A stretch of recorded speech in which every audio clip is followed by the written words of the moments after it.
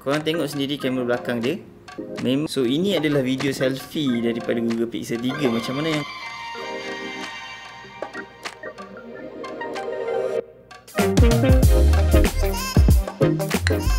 Okay guys, kembali lagi dengan saya Adam daripada Askatek. So hari ni kita nak review dan tengok, check out sikit Google Pixel 3 pada tahun 2021.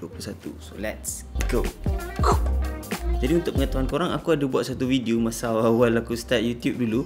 So video tu mungkin kualiti dia kurang sikit, korang boleh check out dekat link yang aku bagi kat atas ni. Tapi itu aku buat video tu pada akhir 2020 dan aku sebenarnya dah gunakan Pixel 3 ni lebih daripada 6 bulan.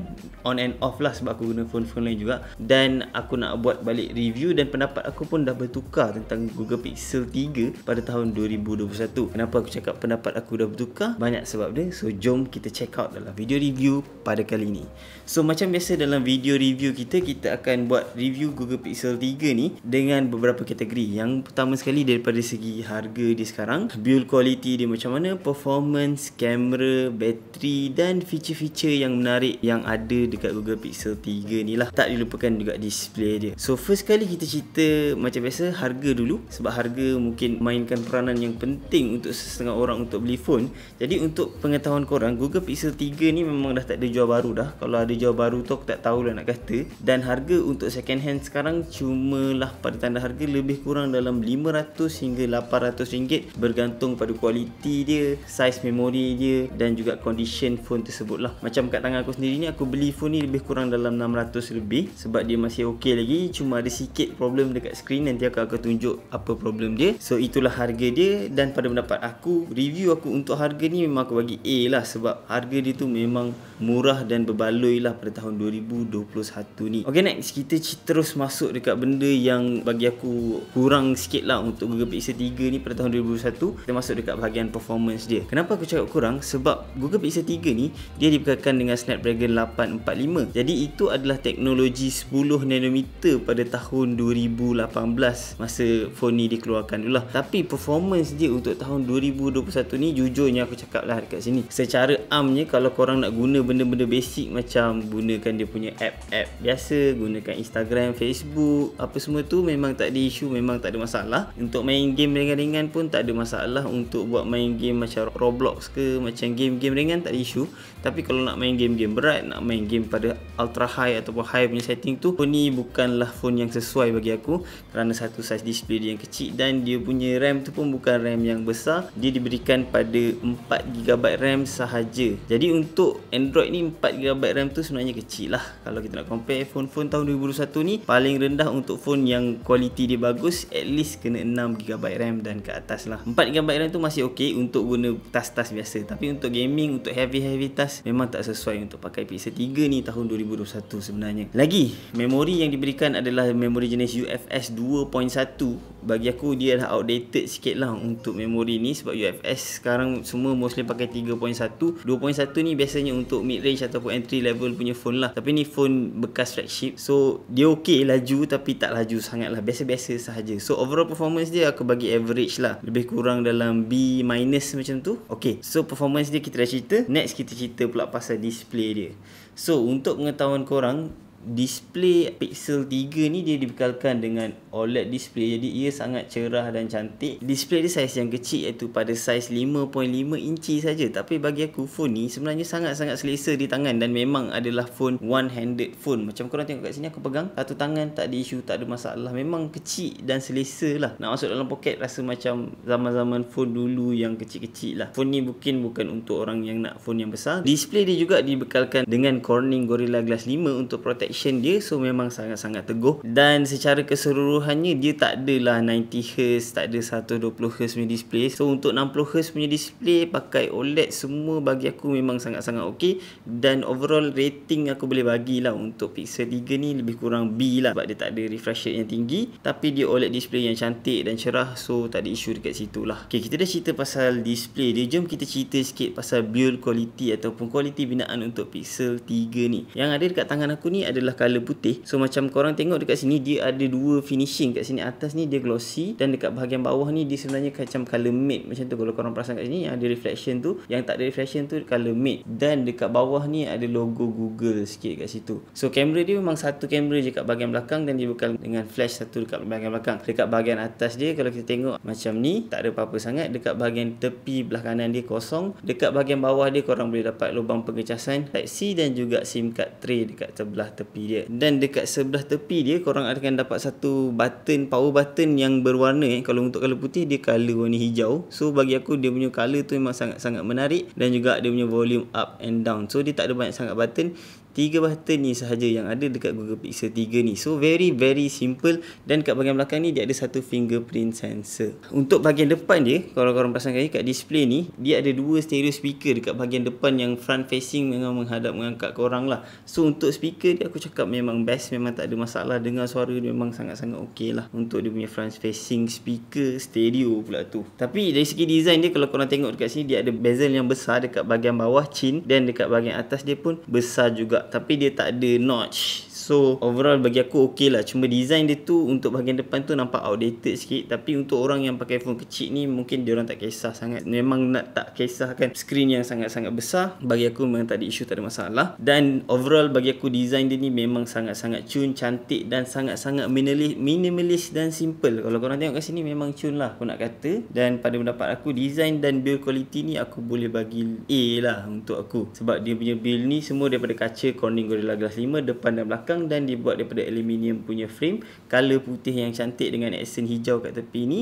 Dan overall build quality, pegang di tangan semua memang sedap. So aku bagi A kat sini. Okay, kita dah cerita pasal luaran dia. Jom kita cerita sikit pasal dalaman dia, software untuk Google Pixel 3 ni sekarang. So macam pengetahuan korang, Google Pixel semua akan pakai Android stock. Maksudnya daripada kilang, macam mana Google buat Android tu, macam tu lah dia akan dapat dekat Pixel ni. So sekarang ni aku running Android 11 macam korang tengok kat sini. Tapi phone ni masih boleh dapat Android sampai Android 12. Dan in fact aku boleh update kepada beta punya version Android 12 macam kat sini. Macam dekat sini kalau korang tengok, dia dah bagi Android 12 punya version untuk beta testing untuk Google Pixel 3 ni. So nak kata software dia tu memang software yang latest dan updated daripada Google lah. Tapi cuma masalahnya software dia dekat sini adalah Google Pixel 3 ni dijanjikan oleh Google dia akan diberikan software update sehingga tahun 2021 sahaja. Jadi aku rasa Android 12 mungkin adalah Android terakhir untuk Google Pixel 3 ni. Dan lepas pada Android 12 mungkin dia dah tak dapat update lagi dah. Macam Google Pixel 2 tahun ni dia dah tak dapat update lagi, sebab tahun lepas dia dah dapat last update dia, iaitu Android 11. So untuk future proofing tu mungkin akan jadi satu isu untuk tahun 2022 dan ke atas. Mungkin 2022 tak ada masalah sebab dia Android 12 lagi, tapi tahun 2023 dan ke atas mungkin akan ada masalah lah, sebab dia dah tak ada updated software. Mungkin korang kena sideload ataupun update daripada luar, yang mana developer luar lain yang buat. So dekat sini aku bagi software dia B, sebab future proof untuk tahun 2022 dan ke atas tu mungkin ada problem sikit. So aku tak boleh nak kata dia future proof at all lah. So B untuk software daripada aku sendiri. Okay, sekarang ni kita nak cerita pasal Google Pixel 3 ni punya benda yang paling best. Kenapa Google Pixel famous? Sebab ni dia, kamera yang kecil ni. Walaupun dia cuma ada satu kamera saja dekat bahagian belakang ni, percayalah walhal kamera satu ni sangat-sangat hebat dan sangat-sangat awesome. Kenapa? Sebab walaupun dia dah 3 tahun, dia punya kamera ni masih lagi okey, masih lagi cun dan cantik. Dia dibekalkan dengan 12.2 megapiksel dekat bahagian belakang, dan juga dua kamera dekat depan sebenarnya. Kalau korang nak tahu, dia ada satu wide angle kamera dekat bahagian depan kat sini, dan juga satu ultra wide kamera dekat bahagian depan ni. Senang cerita, kita cakap banyak pun tak guna pasal kamera ni. Kita nak kena tengok result. Jom kita ambil selfie sikit, kita tunjuk kat korang. Okay, ini adalah gambar wide biasa dia. Okay, ini adalah gambar wide biasa dia, korang tengok kat sini lah. Dan juga untuk gambar ultra wide dia, memang nampak lah sangat-sangat ultra wide. So untuk buat selfie ramai-ramai tu, untuk ultra wide dia 8 megapiksel, tak ada isu. Gambar yang dihasilkan tu soft sikit sebab 8 megapiksel, tapi overall quality yang dihasilkan tu memang sangat-sangat okey. Kalau korang edit sikit, post kat Instagram, memang tak ada isu, tak ada masalah. Macam mana pula kamera belakang dia? Okay, untuk kamera belakang ni kita tengok, try ambil gambar, tengok. Korang tengok sendiri kamera belakang dia memang sangat-sangat okey, sangat-sangat cantik lah bagi aku. Untuk tahun 2021 ni, kamera dia tu memang sangat-sangat relevan dan cantik lagi untuk digunakan. Kontras dia pun okey, korang boleh edit. Sebab ini semua adalah disebabkan computational photography daripada Google. Tapi ada kekurangan juga untuk kamera Pixel ni, sebab dia punya videografi tu kurang sikit. Senang cerita, kita tunjuk je lah kat korang. So ini adalah video selfie daripada Google Pixel 3. Macam mana yang korang tengok kat sini, dia punya video tu nak pakai tu boleh, tapi nak dapatkan kualiti yang cantik tu mungkin tak lah. Dan untuk video bahagian belakang dia pula, dia overall untuk guna video tu okey. Cuma dari segi warna, dari segi kualiti untuk video dia tu, banyak ada phone-phone lain yang lebih hebat daripada dia lah.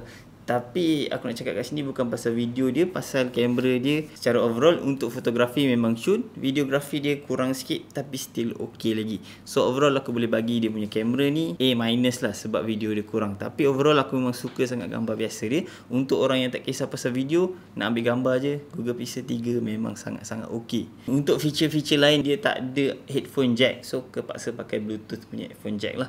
Dia ada key wireless charging yang korang boleh gunakan, tapi dia tak ada yang fastnya wireless charging lah, sebab masa tahun 2018 tu dia baru lagi. Dan kita cerita sikit pasal bateri dia. Bateri yang diberikan adalah pada 2915 mAh.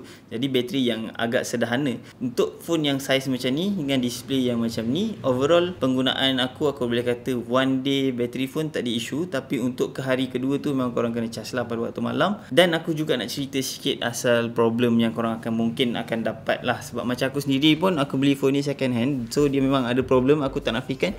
Dan aku memang expect ada problem lah sebab phone second hand kan. Oh, untuk pengetahuan korang, dia ada IP68 water and dust resistance rating. Tapi korang tak boleh berharap sangat lah, sebab ni phone dah second hand, mungkin dah dibuka. So korang janganlah try rendam apa semua. Mungkin splash manja-manja tak ada isu, tapi kalau rendam tu mungkin akan rosak dan jahanam phone korang. So aku tak suggest korang try rendam lah phone yang dah second hand ni. Untuk problem yang aku dapat tadi, kalau korang tengok dekat bahagian bucu atas ni, ada dead pixel lah dekat atas tu. Tapi itu dekat bahagian bucu atas tu sahaja. So tempat lain semua tak ada. Dan kalau aku tak tunjuk korang secara dekat macam ni, mungkin korang sendiri pun tak akan perasan. So sebab tu aku tak ada isu dengan phone ni. Dan masa aku beli pun, seller tu bagi tahu aku memang dia ada problem tu, dan dia bagi harga yang agak murah pada masa tu. So aku beli, tak ada isu, tak ada masalah. Dan juga ada satu lagi problem, ada certain time kadang-kadang bila aku buka front facing camera, dia akan bunyi, buat keluar satu bunyi macam tu lah. Tapi kena refresh balik dan pakai balik baru okey. Ada tak orang yang dapat Pixel 3 sama macam aku? Mungkin korang boleh share sikit. Tapi itu adalah problem aku personally dapat lah. Lain-lain semua tak ada isu sangat. Cuma itulah yang aku nak sampaikan. Kita cerita sikit kelebihan dan kekurangan dia secara overall lah. Apa kelebihan untuk Google Pixel 3 ni pada pendapat aku? Nombor 1, harga dia yang dah sangat-sangat murah.